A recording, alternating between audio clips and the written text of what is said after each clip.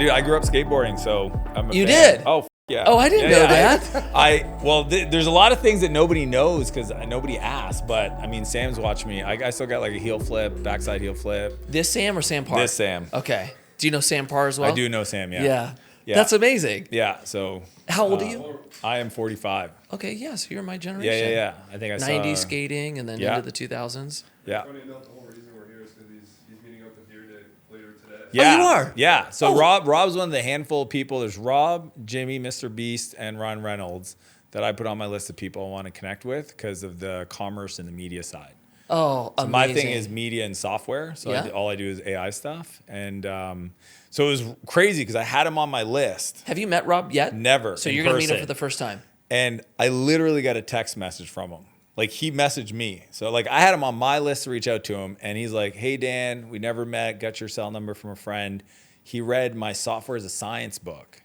Then I mentioned Buy Back Your Time, which he's a time guy. Yep. And then he's like, you're literally, he said this to me, he goes, you're probably one of the only people that's actually going to understand what I'm about to talk to you about. You are going to love him. Yeah, well, Rob's like one of my biggest mentors. dude, I've been a big fan ever since, like Robin Big. I mean, it's kind of crazy. Dude, that's actually, now that you're saying it, you guys are like it's the perfect time for you guys to connect. He not only is he a master of it, but has he told you about his new company that he's building? Well, that's what I think we're talking about today. So cool. Yeah. All right. I'm wondering if I should.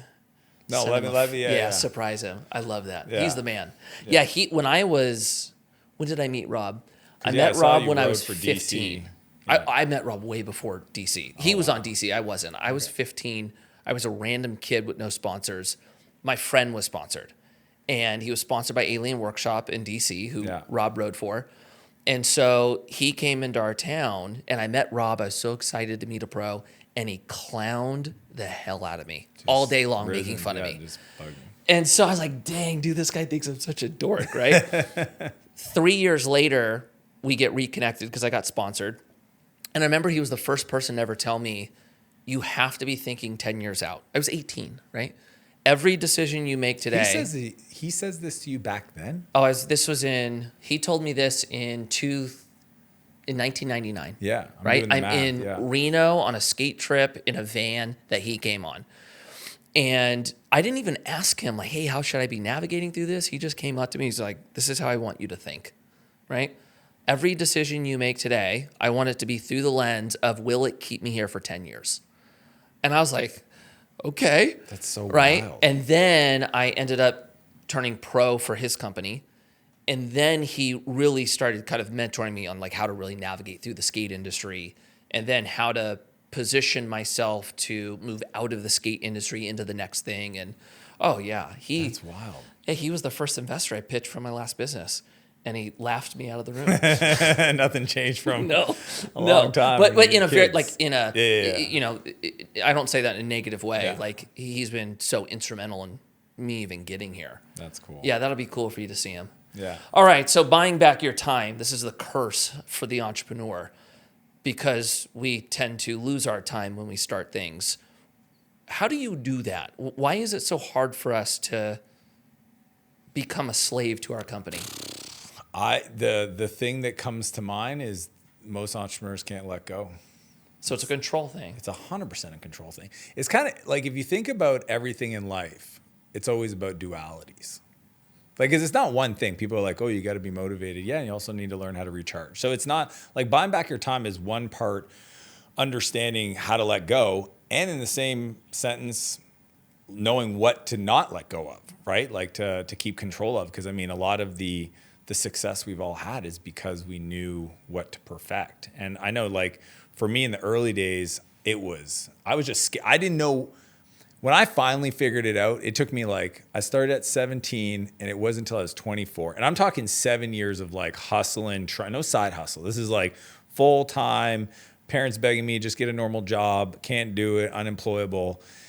And then when I started and it started to kind of click, I just didn't know what I was doing that made it click. So then it was just like, spinning plates nonstop. And that literally almost killed me.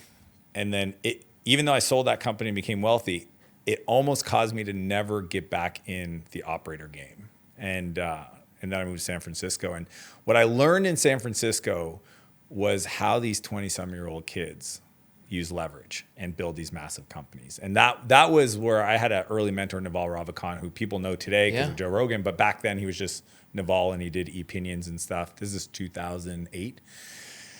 And he's the one that showed me the concept that I leaned into around time and the value of your time and how you have to treat it like it's worth more. If I didn't go there, I would have never figured out what I wrote about in the book, because it was, I just knew one gear, which is get done, So what was it when you were in SF? You just looked at it and went, "How are these kids doing this of ease?" Was there like an aha moment? Like where did it was one part speed, because you gotta understand, like you meet these kids, they've built 50 million, raised 50 million, and they hire hundreds of people, and they're 23, 24, 25, ex-Stanford graduates, Berkeley, and I'm just like, I didn't understand it. And that's where, like, talking to Naval and watching, and this is early days, like guys like David Sachs, who's big on All In podcasts, like, Calacanis, like that was my cohort, if you want to say that my peer group back then. And, they're the ones that were showing me, great companies are built in downturns because it increases the IQ per square foot. That was one of the, I never occurred to me, because if not, then everybody's fighting for talent. And that there's only 4 ways to get leverage, which is content, collaboration, capital, which obviously and then code, right? And today, AI is the most powerful form of code. And once I understood, so I was a software guy, so I understood the code one, I understood the capital one, but it was the collaboration part that I didn't understand. And I think that was where, once I understood the value of the people in my life and how to hire, develop, and retain them, that's when my life got really big without sucking up all my time. Mm-hmm. So was it that you were scared to hire people better than you? Was it that you didn't like hiring at all? What was the disconnect? It was letting go. Letting go. It's literally like, I remember we hired a product designer, and it was like, I hired him, paying him $250,000 a year for my startup, and then I told him what to do, which is kind of wild, because like, why would I hire somebody to then sit there and, like, literally I put his desk right next to mine, because I was such a product nerd that I was like, okay, do this, now do that. Okay, no, you did it wrong. And then I was like, well, why did I hire somebody if I'm telling them what to do? And that's where I kind of came up with this concept, the 10-80-10 rule, which is like, I can sit down and ideate with somebody. I've got a vision. This is the definition of done. These are all software principles. I just took literally agile development and applied it to time. So it's talking to somebody about the idea, the vision, what we're trying to create, letting them go off and try to build a draft of first version, and then coming in at the end to add my fingerprint, my secret magic dust, whatever I wanted to think it was. And I think it was Jack Dorsey that said it once. He goes, at scale, you want to be an editor, not an author. And that language, that concept is just like I heard, obviously somebody's built, at the time he was running 2 companies, right? Square and Twitter. And it just occurred to me like, oh, that's what I need to do, is hire great talent, have them author, bring me the thing for us to co-create with, and then let them own it. Because we've all been there, man. If people help build the plan, they don't fight the plan.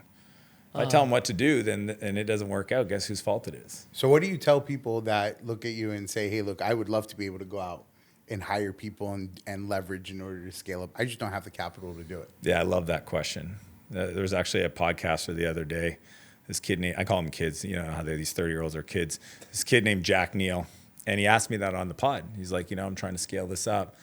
My expenses are essentially covered by my income. I don't have any extra money, but I need better talent. And I love that question, because we all know that to be successful, it requires resourcefulness. It doesn't take capital. Like, the Silicon Valley is built off the concept of, I have a vision. There's a higher probability it'll never work out, but I think it's worth pursuing. And I think it'd be a lot of fun. And I've just seen evidence and proof of people leaving $500,000 a year jobs from Microsoft or Google to go join a startup to make nothing. Why? Because of that vision. So I think the challenge that most entrepreneurs discover if they buy into this philosophy of like buying back their time is maybe what they're doing is just not that interesting. And that nobody wants to hear that, right? Because you'd be like, oh, how do you find the talent? Well, you got to create a place where the talent wants to work. And the challenge is most people don't have a big enough vision for their life to have any room for anybody on their team's goals and dreams to fit inside of.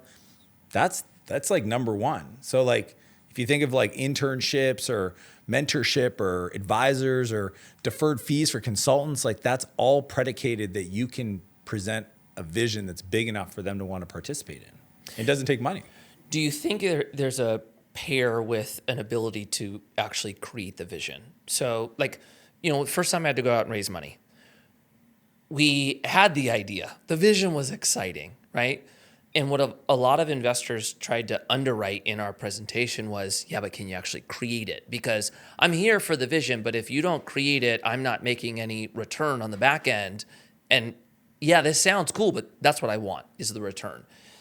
Do you think it's just a factor of wrong idea or an inability to present the vision? Or is it also you're not the right guy to drive it forward to an exit? Or the third option, if I can throw it in before you answer, is do you think it's a short-sightedness on the economics and too much greed and not willing to give up? Yeah, we'll go back something to the control in order to get it. Yeah. Yeah.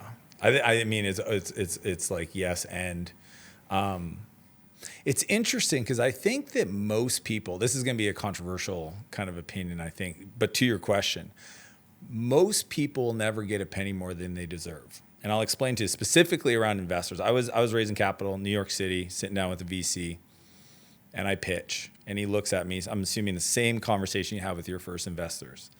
Why are you the guy to do this? And it occurred to me that I had a moment that I had to convince him. You know what I mean? And it had nothing to do with the pitch. In many ways, it was more, can I communicate to the investor that he believes I believe that I'm the person? And I've seen this happen over and over again where you can have the right idea, you can even have the pedigree, you can have all the things, but if you can't communicate the confidence, the certainty, the ability that you're the guy, because they're going to look at 12 people like you that day, right? And that's always stuck with me is like a lot of people can't build their life or their business because I don't know if they actually believe like that they dabble, like the conviction's not there, the hunger's not there. And I always go back to that, like, you only get what you think you deserve. Even if you're going through the motions, if you can't get that out, it's just it's tough, man. Because like if I didn't do that, if I didn't communicate that, he didn't write the $500,000 check that gets the whole funding round going. Right. Now, gosh, as I'm thinking this, it might come back to what you just said. But for some people, they're not good at speaking. They don't have whether it's charisma or that kind of separating factor. But maybe they are a great operator. Maybe they are the one that could do it but cannot communicate it. Should they not be the one that's communicating it? Should they have a partner that then becomes the face? Or what do you do if you're not naturally that? I don't think you have to be an extrovert. No. But what if you're not naturally that person who, when they speak, it's just confidence that comes out? You're not captivating. Do you need to learn it? Is that a function of you just don't want it bad enough so you're not willing to do? I think the self-awareness is a big part. The cool part is being in the Valley. I've met enough people. Let's just not sure extrovert. Yeah, dude. All. It's like on the there's nothing there. And what's fascinating is that many of them are intelligent enough to go through the motions to figure out how to solve the problem if they want to be in that position. And what's interesting, if you actually look at a lot of the top CEOs in Silicon Valley, they're not charismatic. I mean, freaking Zuckerberg, there's clips of him just like sweating to death and the interviewer's like, you can take the sweater off. And he's like, that's true. Learn behaviors. But back in the day, he had Sean Parker. If everybody forgets, Sean Parker was his homie going around, Peter Thiel, I got a buddy you need to meet. And here's why you got to throw some money down. So now, was Mark smart enough to pull Sean into that? My gut tells me yes, and that's what I've seen. So it's either they figure it out or they find somebody who can. Yeah. And that's that intelligent part of, I know what the market needs to see. I'm not that person. I hired a guy. I called him. His name was Stu. Back when I was in my 20s, I was 25. I hired Stu, almost 26, and he was my gray hair, but he wasn't even a gray hair. He had no hair. He was 58. He came from Siemens. And he was the guy that I had to bring into sales calls when I'm trying to sell these enterprise clients because they were not going to listen to a 25, 26-year-old get access to the firewall to install software. Like there's zero chance. So I don't know. I think it always comes back. Do you feel you deserve this? Are you going to fight for it? And can you figure out what needs to be said, heard, or, understood? And if you're not the person to deliver, be smart enough to bring that person in the room. That's how I've always looked at it. I know what I look like. I know what I sound like. I'm very self-aware, man. When I go speak to kids and they don't look like me, let's talk about the elephant in the room right out of the gate. And if there's somebody I can pull in to help me with that, I do that. Yeah, that's right. That's a good point. Yeah. When we did our first one, it was just a bunch of skaters trying to do a brewery. And we had to bring on the guy who was the CFO of Sony. Yeah. And we had to have something that covered our either inexperience or the concern that investors felt. The buyers always get the checkbox, right? Yeah, that's right. And then it's, hey, do I feel like they're the people? Yeah, that's right. Are you seeing any difference in kids today? Is the next generation? It's wild, dude. It's crazy. It's wild, right? man. Yeah. Back in the day, it was like, I'd love to make $100,000 a year. That was like. But even in not even the ambition, but because there's so much more information accessible, are you seeing something different in the kids where they're like, yeah, Dan, I hear you. I'm leveraging everything because I've heard it on YouTube for the last 10 years. It's that, man. I mean, I do a program called King's Club. We do it once a month. It's actually this Friday coming. And it's, I say 15 to 21. We've got 10, 11, 12-year-olds that sneak in. Okay. And I love the hustle, so I never say anything. So this is alpha. This is like our kids. Dude, right? it's crazy. And they're coming in and they're asking me about drop shipping, trading stocks, STR, short-term rent. I'm like, what are you talking about? You don't even get an allowance. And they're like, no, I made $500 selling freeze-dried candy at the local market. And it's the ambition, but it's also the awareness. I think obviously artificial intelligence plays into that because they now have a sparring partner for their mind. And I teach them how to do. I literally sit on stage and just talk to AI for them and say, your question you could have got answered last week. Don't wait. And so they're coming into this game of entrepreneurship just so much more informed. Yeah. More lack of limitations. That's the thing, right? And then the ambition side is, it's if I don't make $1 million by the time I'm 18, I'm a failure. I'm like, can we calm down for a second? Yeah, that's crazy. Yeah, that part throws me off. But then at the same time, I know who they're watching because my feed's full of these kids that are in their early 20s driving around in supercars and living in Miami and flying around with their friends on private jets all around Europe. And, and then that's who they watch. And at the same part, I can't say don't because it's possible. And I'm never going to be somebody to say you can't. Right. But man, it does create a lot of anxiety in these kids. Yeah, I know it's crazy because growing up for me, it was always like, oh, there's a millionaire out there. Millionaire was the next level thing. That seems to be the new billionaire. Billionaires seem more at abundance. I get mad at my team because they're always throwing in the 100 million revenue thing in the YouTube videos. I'm like, can we just, who cares? And they're like, no, that's what kids want to hear. I'm like, it's just so wild, man. It's interesting because growing up, 100K was that was my goal. Me too. And if it took me 10 years, I would have been okay. But that was more than my parents made combined, right? And then it was somehow $1 million happened and it was cool, but it was almost like it cared way less than the 100K. And then these kids now, the other day, I'm literally talking to this 17-year-old that's he's going through depression over it.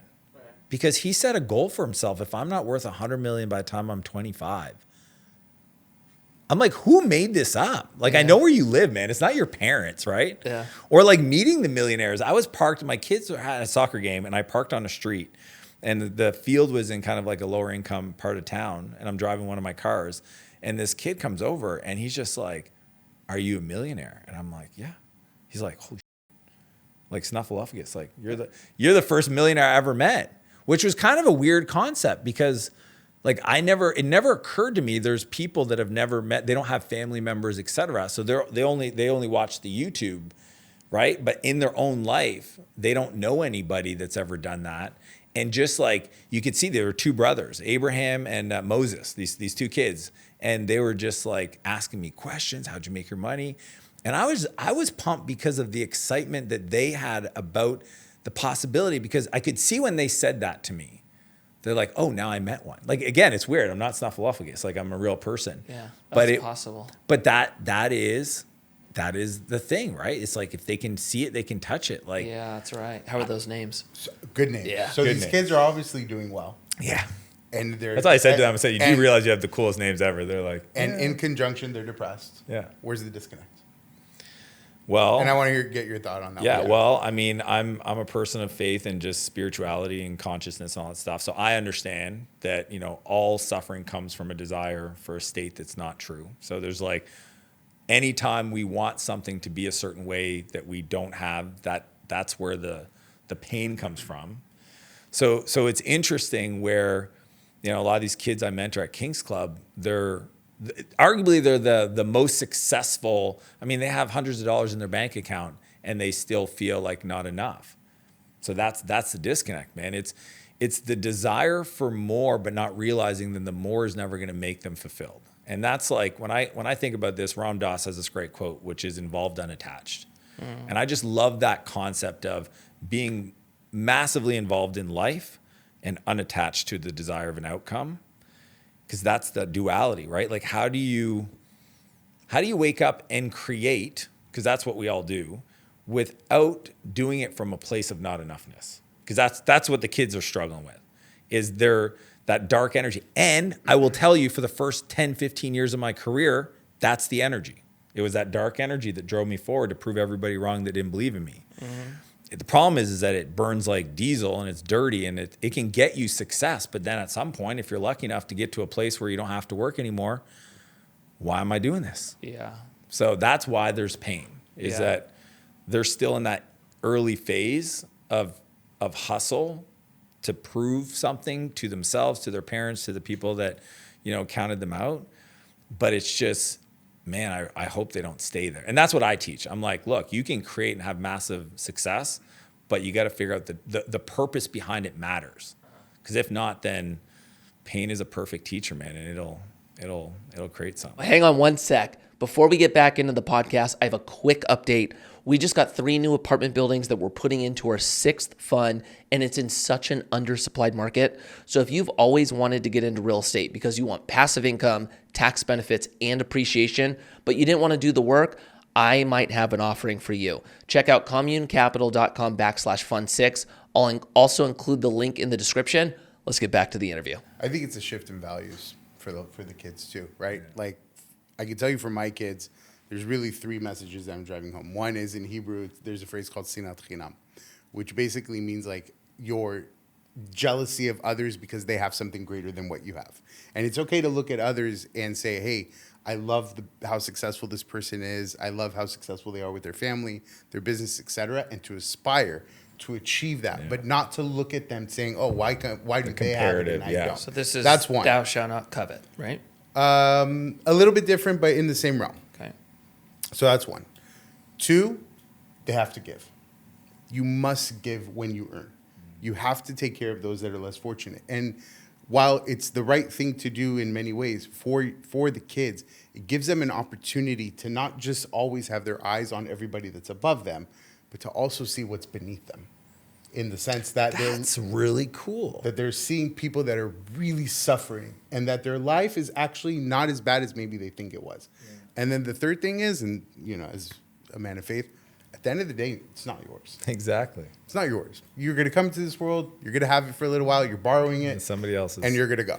And what's going to happen to it? Who knows? Yeah. So there's no need to carry this unbelievable amount of anxiety, because at the end of the day, none of it is going to be yours, regardless of what it is that you do. No strategy you implement is going to keep it for eternity. Yeah, nobody gets out alive and you don't get to keep the stuff. What about you? Yeah. So why do people feel the need for wanting more, or why the depression, or Why do you think there are these kids that are significantly more successful than we were at their age? Than we were. And yet they have a level of depression that we didn't really have at that age. I think the kids today are dealing with a dynamic that we didn't have to. Yeah. I think social media is a factor, for sure, right? That's one. 2, I think COVID did a lot, actually, to our youth in a very negative way.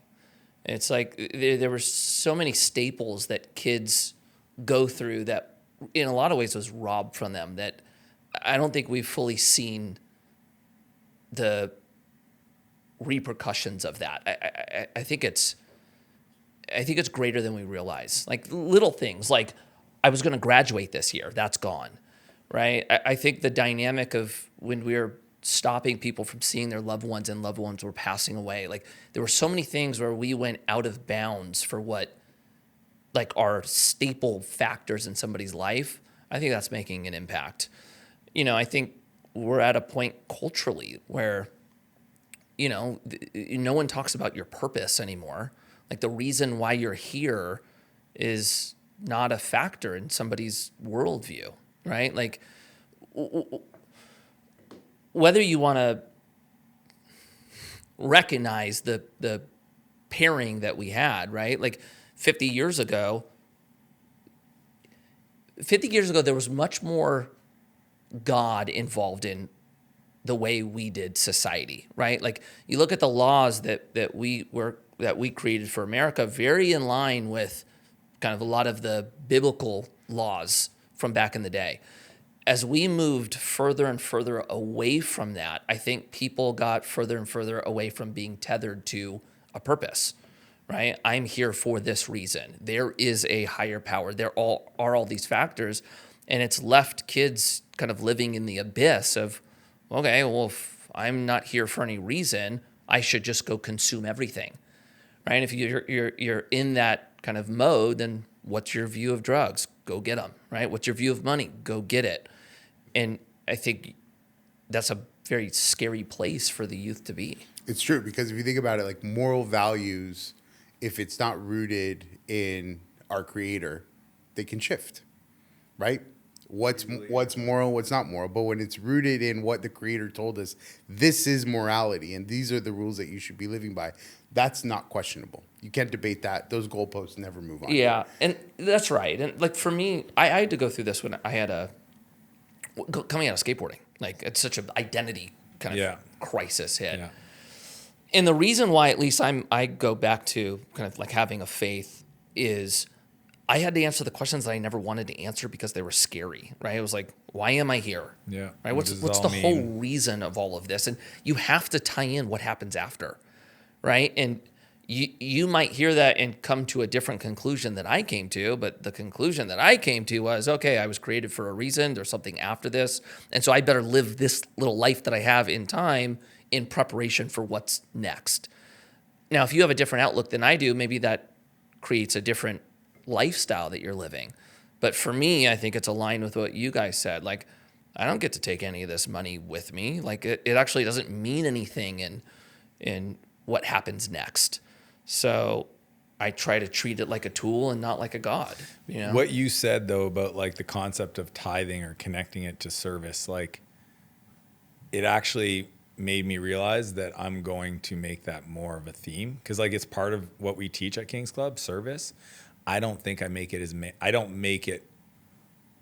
don't require it enough. And I think I've indexed too much around the mindset and the habits and, being successful without making that. It's there, but I'm going to ask for it, because I just can't see how you can feel fulfilled if you're not adding contribution to serve others in the work you're doing, period, full stop, because then it just feels like empty calories. Yeah, that's right. Really cool. Thanks for that. My pleasure. Married with kids? Yeah, 2 kids. Yeah, you got 4 girls, man. That's wild. That's why I have That's wild. I got 2 boys, 11 months apart. I have one. Wait, we don't know. I have one boy. You have one boy now? Three boys. 3 girls and a boy. Okay, I thought you had 4. But it's crazy, and for me it was interesting because a lot of the things you talk about I had to work through. The control one wasn't so much a factor. It was more the balance between priorities of my business and my family. That was the one for me that was really tough. But now I feel like I actually have a pretty good grasp on it, because I went through the years where my wife looked at me and went, no, this isn't it, right? How was your experience through that? Were you building any of these companies in an unhealthy way with your wife? Did you get married after? Yeah. I got lucky, man. Good. Well, I wish I could say that, but I actually was engaged prior in my 20s, and she left. That was literally the moment where I was like, okay, the way I'm doing this, I can't. Like, clearly I'm sucking at the relationship side, being successful in business, and then feeling absolutely like incompetent. I mean, I really got to a point where I was like, how can I be successful in business and so bad in relationships? Like, I'm not dumb, but I'm clearly missing the boat. And the funny part, and this is not even funny, just the sad part of it is, at the time I was doing it for her and us, and she never asked me for any of it. That's the interesting part that most driven individuals don't want to be honest with themselves about, is we make up stories about why we do what we do for people in our lives that if you slow down and actually ask them, they don't want. My kids don't give a shit about flying on a private plane. Yeah. They don't care about the homes. They don't care. They want me to play with them after dinner.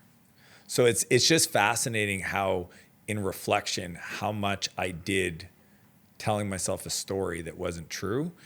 And then it was to try to figure out, how do I integrate them, right? So when I moved to San Francisco and I do that and I see how leverage is created, then I got to, I think, a pretty healthy place, which is, if I want more, I have to become more. Like, I need to be better. Like, I can do it both. You can have both.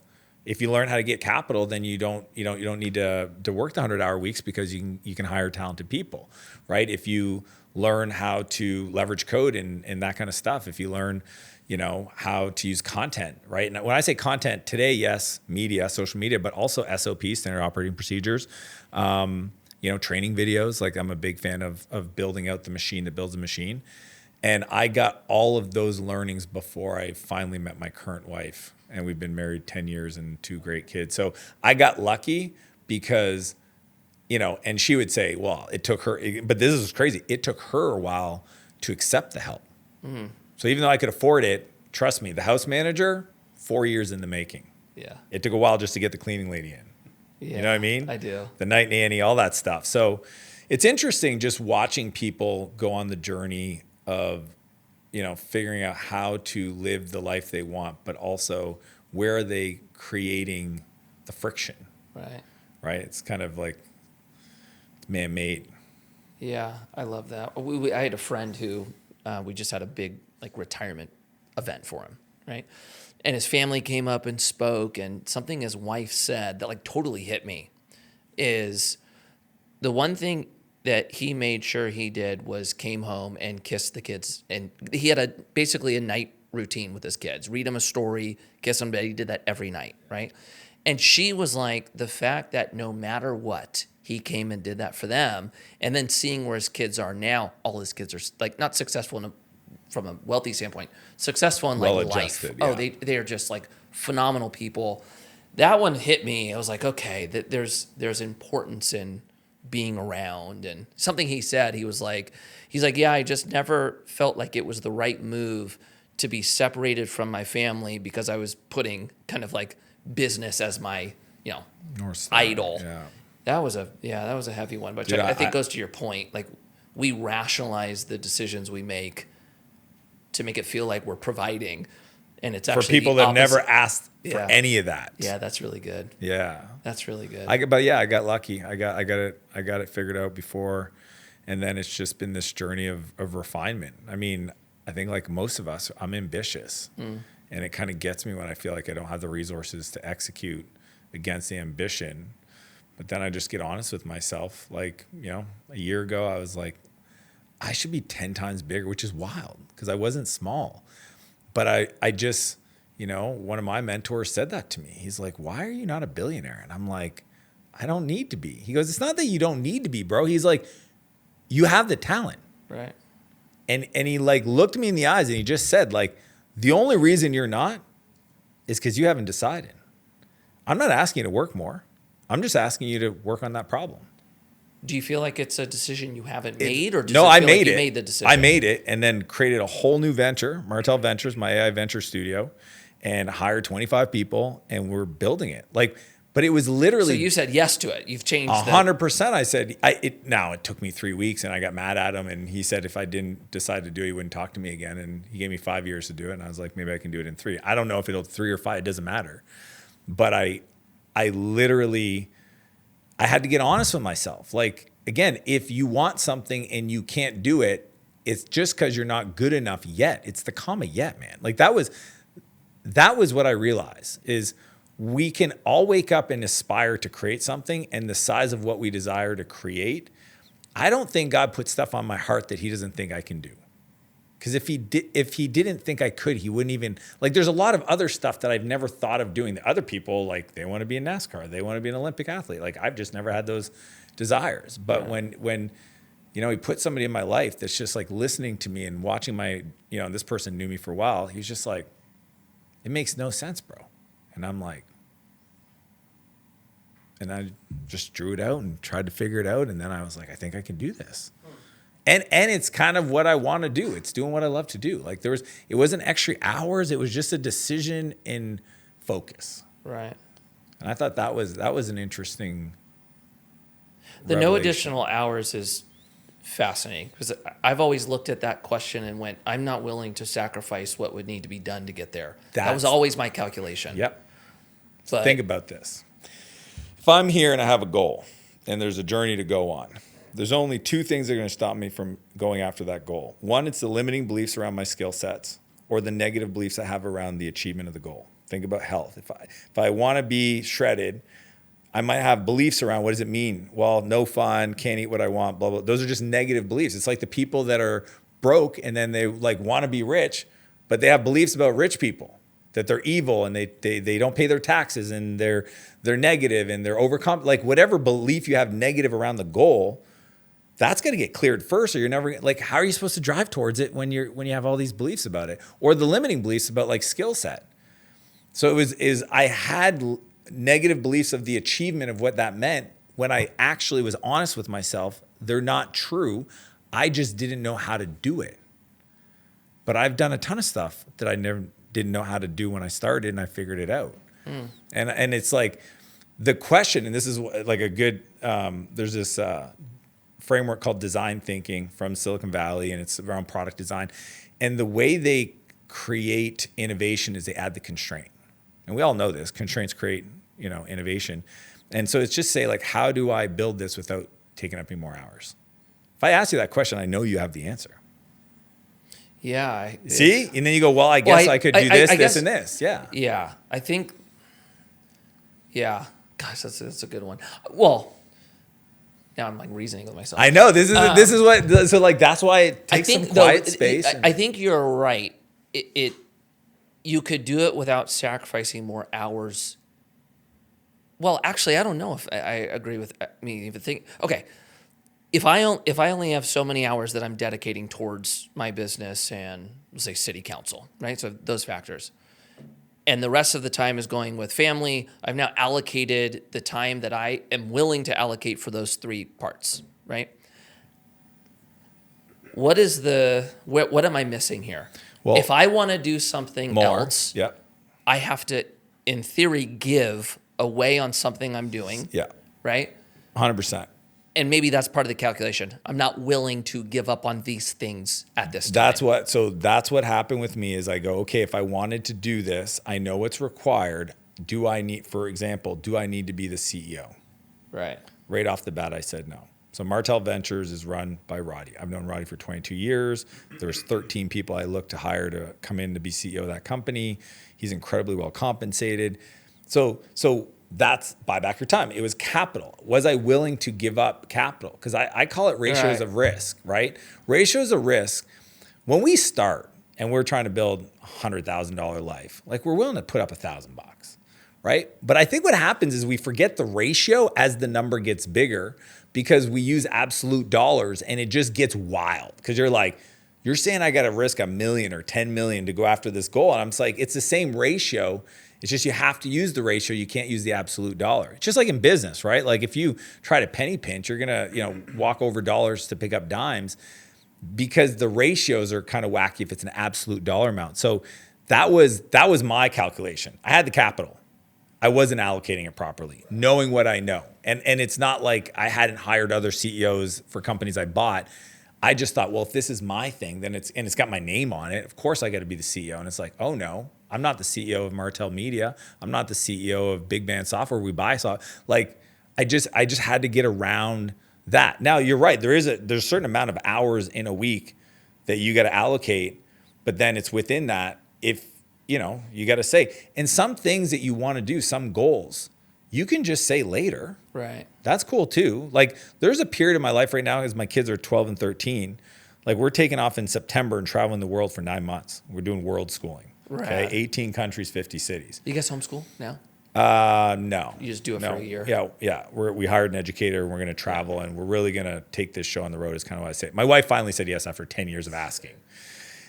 And I know in the next 3 or 4 years, there's things that we're going to do that when the kids are out of the home, oh my gosh, I'm going hard in the paint, man. Like I'm letting you know right now I have some work-life balance or whatever you want to call that. I don't want, like when the kids are done and my wife knows this, I'm going on my plane and we're going like hard. So I think there's seasons to things too, right? Yeah. Because I think that'll be fun. That's what I'll want then. I know I would regret it looking back. I always use the 8-year-old frame and the 80-year-old frame. Like, what would my 8-year-old say about my life today? And then what would my 80-year-old say about the life? And that's where, like, when my mentor said, you know, why don't you want to be a billionaire? The 80-year-old spoke up and said, hey, like, at least try. Like, you know, don't get there and go like, you didn't even try. Yeah, that's right. That's the way I try to make decisions in my life. Not a bad way to make them. The kids.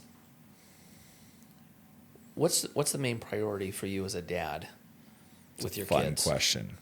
So I actually do not care about their school grades, anything. Unpopular opinion with a lot of parents. I believe every kid is homeschooled. It's whether the parents realize it or not. Most parents spend more time figuring out where they're going on vacation than their kids' education. And I mean intentional education at home, not in class. Or even in class. I mean, they put them in essentially government-supported daycare and, you know, let the school system do whatever they do. So I care that they're the character traits of a child. Okay, so I taught my kids since they were 4 or 5 years old playing on a playground that if they meet a new kid, they ask them their name, they introduce themselves. Like that we take care of our community, that they're creative, right? The EQ, the emotional intelligence, the creative intelligence, the analytical intelligence. I mean, the memorizing the Egyptian gods, that stuff, I mean, especially with AI, but this was true even before. I just didn't see that big of a need. Them understanding how to self-regulate their emotions and do projects with other people and find out what their passion is. So I just, a long time ago, ever since they were just little, I just had a list of things I want to teach them, and I still go through it, and I still quiz them. And yeah, I just ask the schools to teach them how to read, write, and do basic math. I'll do the rest. Like, you know, that's just me. Because like, I don't mind being an active participant in my children's development. I love that. Yeah. How does everybody find the new book? Where can they get it? Buy Back Your Time on Amazon. It's #1 right now in the category. It's literally top 10 in the business category, which is wild.